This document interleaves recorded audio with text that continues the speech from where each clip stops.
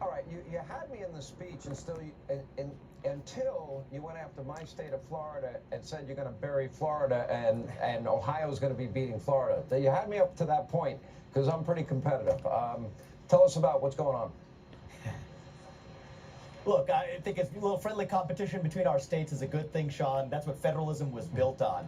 I do want to lead Ohio to be the top state in the country, especially in one area that I don't think we've talked about enough, which is educational excellence, even in our public schools.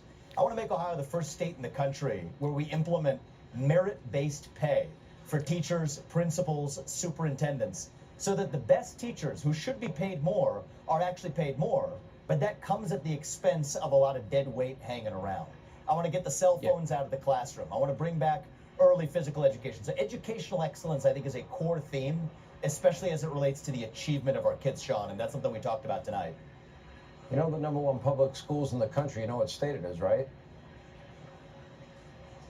Well, right now it is. Absolutely not Ohio.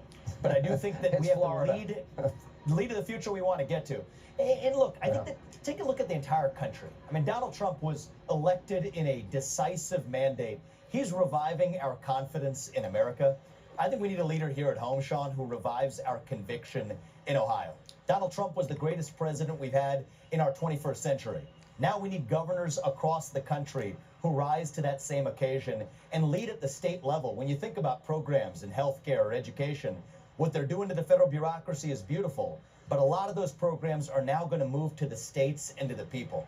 So I do think now is a moment where we're going to require strong-willed governors to lead the way, and I'm excited to lead the charge here in Ohio. You know, I will tell you, your passion is infectious by every measure.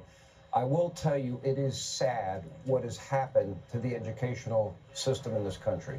And yeah, I'm all in favor of getting rid of the Department of Education. I'm all in favor of either vouchers or block granting the money to states. I believe local officials will do better. Parents would make better choices than somebody at the federal level. It's such a shame that we pay more per capita per child on education, and we get the worst results in the entire industrialized world. And when I hear you passionately say you're going to fix that in Ohio and fix the issue of law and order and become a hub for business and innovation and technology, to me, it's just basic common sense. That's why Florida does well. That's why Texas does well. That's why, you know, a lot of Republican governors have been doing well. And I like the competition as well.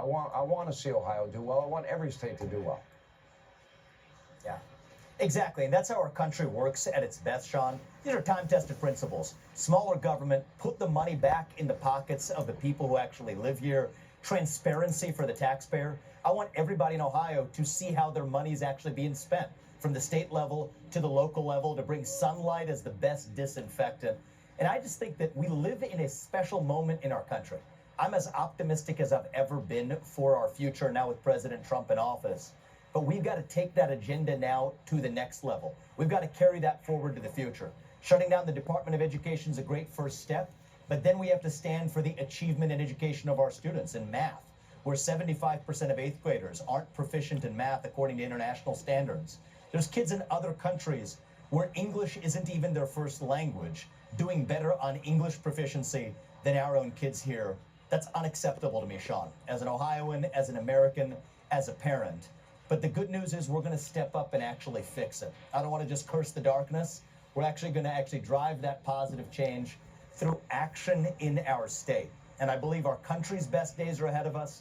And I would like Ohio, as a state that led the first industrial revolution, to be a state whose best days are ahead as well. And economically speaking, I think it's something you'll understand, Sean. If Silicon Valley led the way in the American economy for the last 10 years, I want to make sure it is the Ohio River Valley for the next 10 years in the sectors of the future. And that's where I'm going to lead us. How do you incentivize businesses to invest all that money? I mean, listen, Texas had a really big win, and I don't think if Donald Trump lost this election that Apple would be investing $500 billion and committing $500 billion in 4 years and building a plant in Texas and creating tens of thousands of jobs. I think they got the message loud and clear. Bring manufacturing back to this country, create high-paying career jobs for Americans, and that's all we really want. Free and fair trade with our partners. We don't want to be stepped on by our partners. And they've taken advantage of us, and we let them do it, and they have not been held accountable for it. Well, President Trump is holding them accountable for unfair practices, and he's also leading the way federally. What he really needs is partners at the states who can actually do the same thing. So you asked about spurring economic innovation. President Trump's doing his part, but we need to make states like Ohio zero income tax states, bring down the property taxes, cut the regulatory burden, slash the red tape, bring down the permitting timelines for energy dominance and manufacturing dominance. So we're going to do our part. Ohio hopefully sets a standard for the rest of the country, and I'm excited for what we're going to be able to achieve by moving our state and our country forward. I'm just going to warn whoever you end up debating, be it in the primary or the general, good luck. I've been there myself. Vivek, congratulations. Big day for you. Thank you for being with us. All right, when we come back, left wing lunacy.